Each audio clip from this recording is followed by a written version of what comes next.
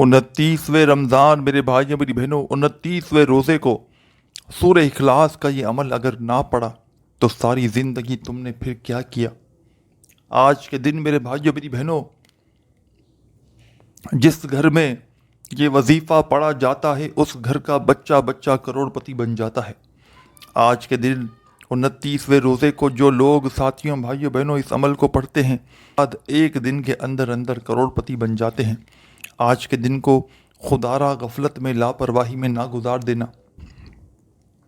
آج کے دن کو اگر تم نے غفلت میں گزار دیا، لاپرواہی میں گزار دیا، خدا کی قسم ساری زندگی پچھتاؤ گے۔ جو ساری زندگی نہ مل سکا وہ آج کے دن میں مل جائے گا۔ آج کے دن میرے بھائیوں میری بہنوں اتنا برکت والا ہے 29واں روزہ۔ اسی کی رات ساتھیوں بھائیوں بہنوں شب قدر کی رات بھی ہوتی، یعنی کہ طاق رات ہوتی ہے۔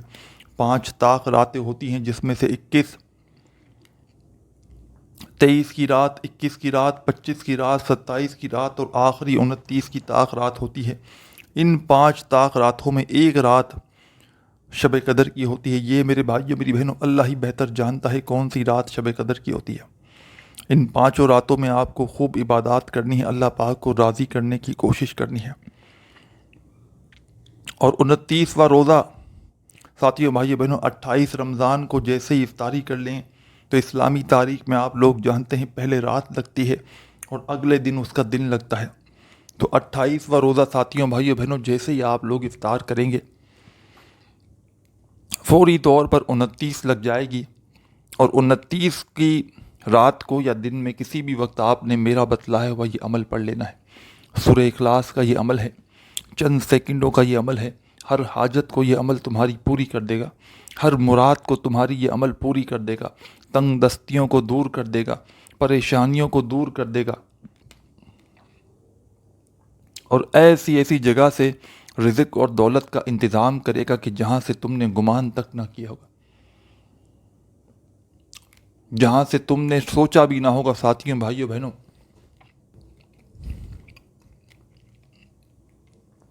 پیسہ ایسی ایسی جگہ سے آنا شروع ہوگا، جہاں دل کرے وہاں بیٹھ جانا، اپنی مرضی کی جگہ پر بیٹھنا، اپنی مرضی کے وقت پہ اس عمل کو پڑھنا۔ جب تمہارا دل کرے اس عمل کو میرے بتلائے ہوئے طریقے پہ پڑھنا شروع کر دینا، بے دلی سے نہ پڑھنا، بے ترتیبی سے نہ پڑھنا، اللہ رب العزت کی ذات پر پورا پورا بھروسہ کرتے ہوئے آپ نے یہ عمل کرنا ہے۔ سکون سے اطمینان سے بیٹھ جانا ہے جہاں تمہارا دل کرے، چاہے اپنے گھر میں بیٹھ جاؤ، چاہے دفتر میں بیٹھ جاؤ، چاہے آفس میں، چاہے مسجد میں، چاہے مدرسے میں، جہاں دل کرے وہاں بیٹھنا۔ اور سب سے پہلے ساتھیوں بھائیوں بہنوں ایک مرتبہ درود شریف پڑھ کے اس عمل کو شروع کرنا۔ درود ابراہیمی یاد ہو تو وہ پڑھ لینا، صلی اللہ علیہ وآلہ وسلم یاد ہو تو وہ پڑھ لینا، صلی اللہ علی محمد یاد ہو تمہیں تو تم وہ پڑھ لینا۔ جو بہتر لگے، جو پڑھنا چاہو، ایک مرتبہ درود شریف پڑھ کے اس عمل کو فوراً شروع کرنا۔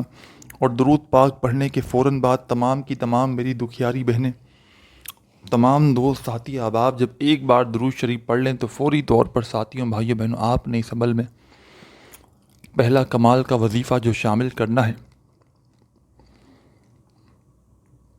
سب سے پہلے آپ نے استغفر اللہ استغفر اللہ استغفر اللہ استغفر اللہ پڑھنا شروع کر دینا ہے۔ استغفر اللہ کا وظیفہ اس عمل میں سب سے پہلے نمبر پر، فرسٹ نمبر پر آپ نے پڑھنا ہے۔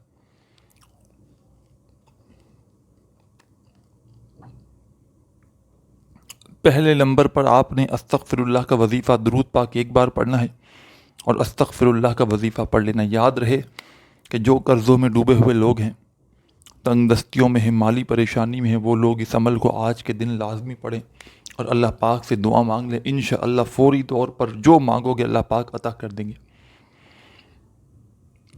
درود پاک پڑھ کے پہلا وظیفہ 7 مرتبہ استغفر اللہ کا پڑھنا ہے۔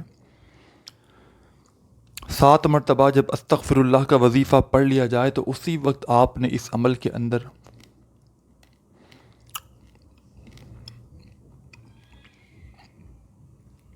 بسم اللہ الرحمن الرحیم پڑھ کے قل هو اللہ احد اللہ صمد لم یلد ولم یولد ولم یکن لہ کفوا احد. ایک مرتبہ آپ نے سورہ اخلاص پڑھ لینی ہے.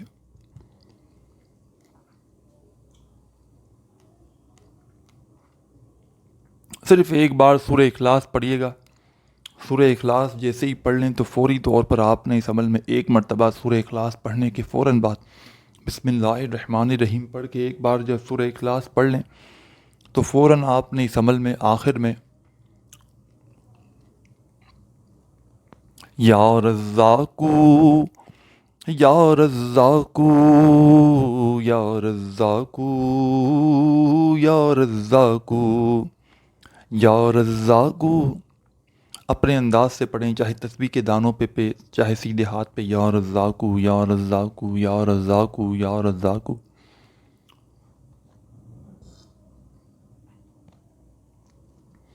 21 مرتبہ آخر میں یا رزاقو کا وظیفہ پڑھ کے ایک بار درود شریف پڑھ کے اللہ پاک سے اپنی حاجتوں کے لیے دعا مانگیے گا. اپنا خیال رکھیے گا. اللہ حافظ.